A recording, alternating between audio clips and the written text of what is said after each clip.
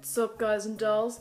I'm your host, Coolio von Cooliette, and I'm here to bring you cool math.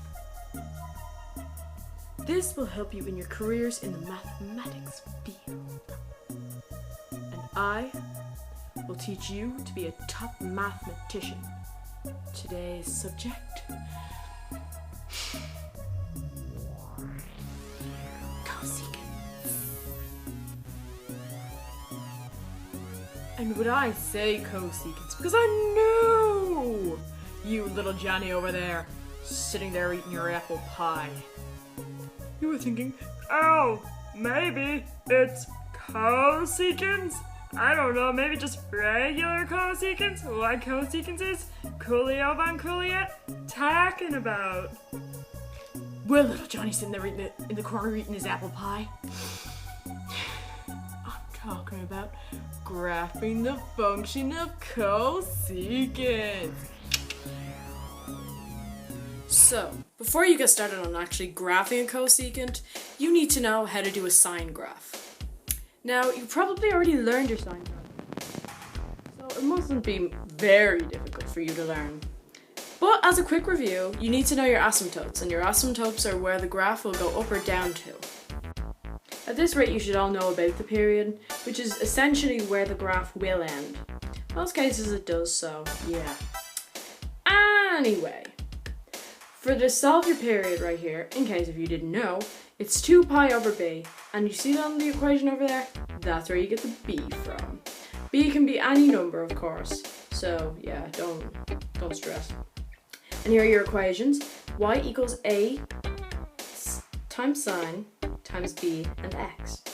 Or, in another case, it's d plus a sine multiplied by bx minus c. The c in an equation can cause a horizontal shift, and the d in an equation can cause a vertical shift. Now, I will show you some examples. So we're going to start doing a sine equation just to get you started. In the equation I have right down here is y equals 2 sine multiplied by 2x. The a is 2, therefore the absolute value of 2 is 2. B is also 2. Note that it is beside the x, that's where normally the b would be, and yeah, not even normally, just always there. I don't even tell you different, girl. The period, which I'm going to explain how to do right now, is pi. So, here we go. Okay.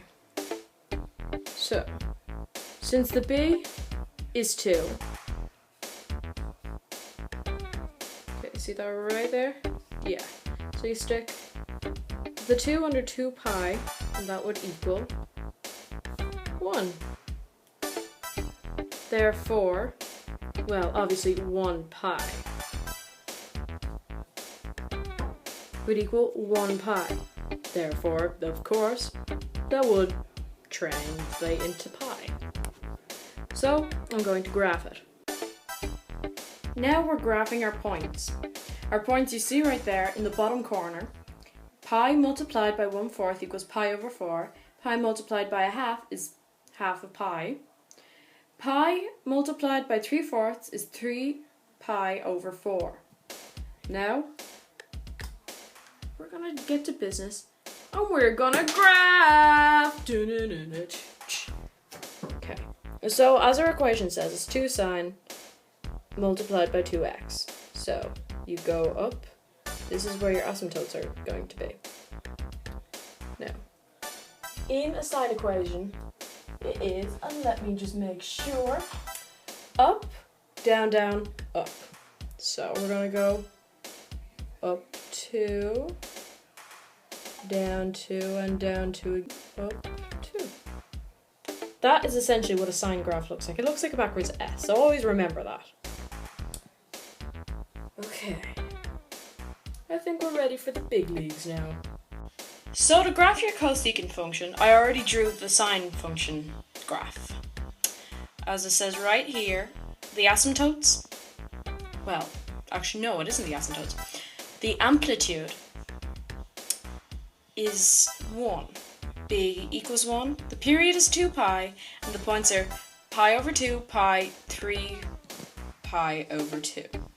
So to do your cosecant equation, what you're going to do is put a little curve over the other peaks and valleys. Right here and right here. You could add one if you wanted right here too. That is your cosecant equation. Oh, and by the way, asymptotes, what I meant. Well done.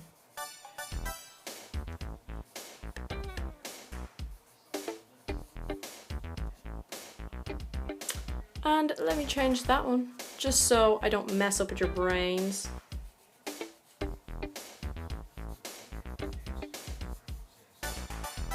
But the asymptotes are very important here in your cosecant.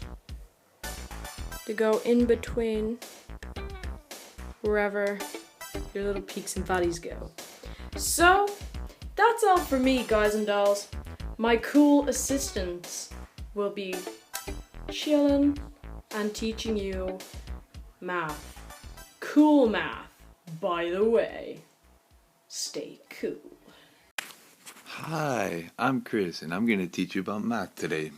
As you can see, I'm going to teach you about the cosecant curve. You have y equals 6 cosecant x.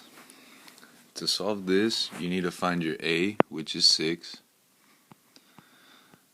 the amp, which is the absolute value of your a, which equals 6, the b, which comes after the cosecant in between the x, and since there is nothing, it is 1, and your period, which is multiplied 2 pi over your b, and since b is 1, your period will be 2 pi. After that, you want to start with your graph and just draw it up and find your points. Now, to find your points, you need to multiply your period by 1/4, 1/2,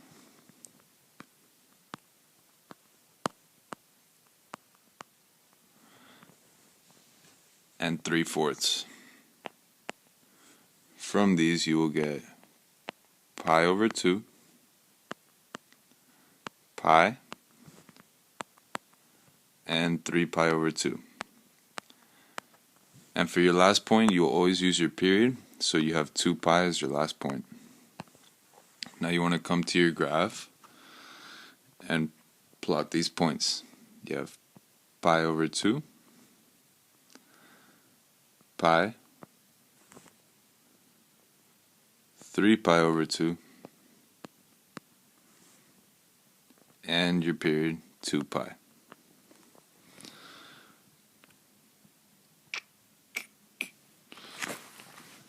Now you're going to come over here, and since your a is 6, you're going to draw. Hold on.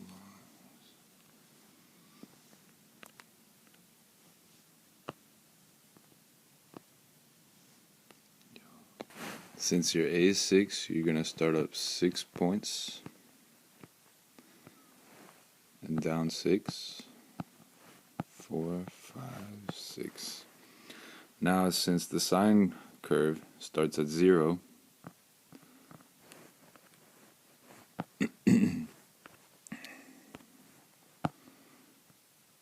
you want to start at 0 and draw out the sine curve. You go up, down, down, and then up to the middle. Then you want to do it the same way on the opposite side, where you go down, you come up, go up, and then back down to the middle. Now that's your sine graph. The cosine graph you mark at the edges of at the end of the curves. So here would be your cosecant curve.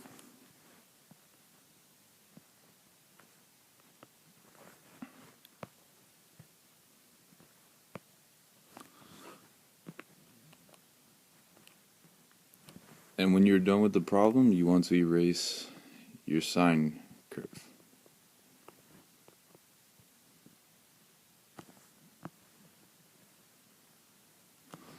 Didn't do it so pretty, but whatever, you know what I mean.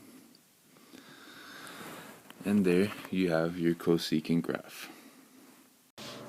Okay, so your problem is y equals 4 cosecant x plus pi over 2.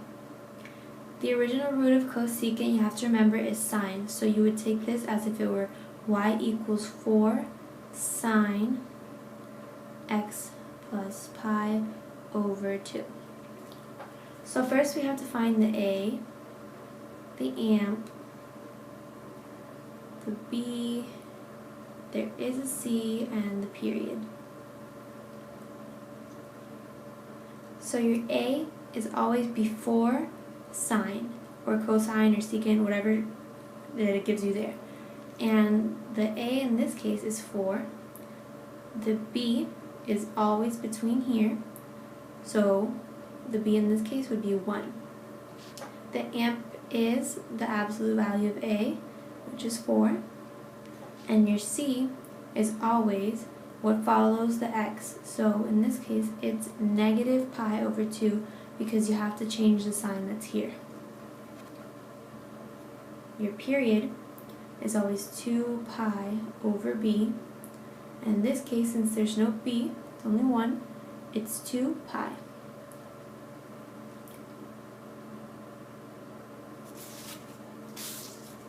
So if you have a c, you will only need to have the first and last point in your graph. So if you start the graph at negative pi over 2, you have to add the period, and you get that by doing 2 pi over b, and we saw that the period equals 2 pi. So you add 2 pi to this, and this is 4 because you have to get the common denominator, and this would equal 3 pi over 2. So this equals your last point.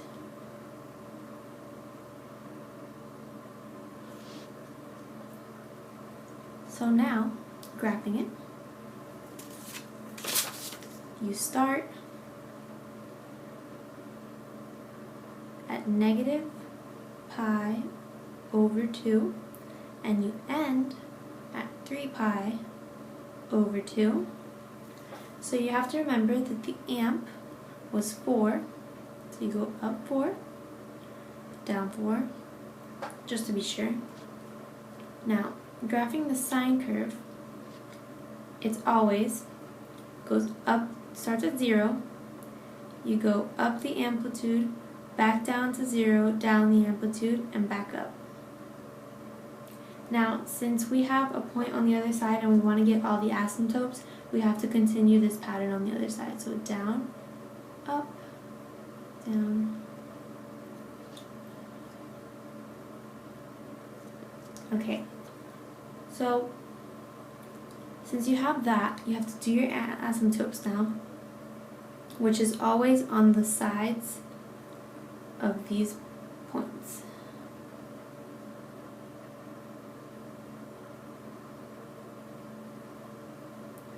To graph your cosecant curve now, you have to remember that it's a parabola on the peaks and the valleys of your sine graph. So it would be here, here, here, here, and here. So you just make these darker.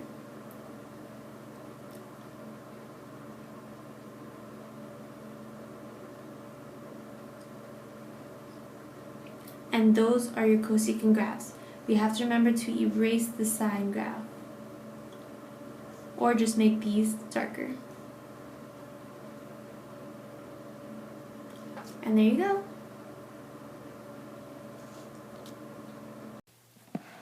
Okay, so your problem is going to be y equals 3 cosecant x. The amplitude equals 3. The b equals 1. And the period for cosecant is 2 pi over b, which is 2 pi over 1 in this case, so it just equals 2 pi. Now for the graph, you're going to place your key points, which range from pi over 2 to 2 pi. So pi over 2, pi, 3 pi over 2, and 2 pi. And place your amplitude, which is 3, -3. Now when you're graphing, you are going to graph as if you were graphing a sine curve first. So you're going to start at 0, then move up to 3, back down to 0, down to -3, and back up to 0. And since you need to place your asymptotes, you're going to elongate the graph, so just do the same graph but move it to the left side, starting at 0, down to -3, up to 0, up to 3, and back down to 0.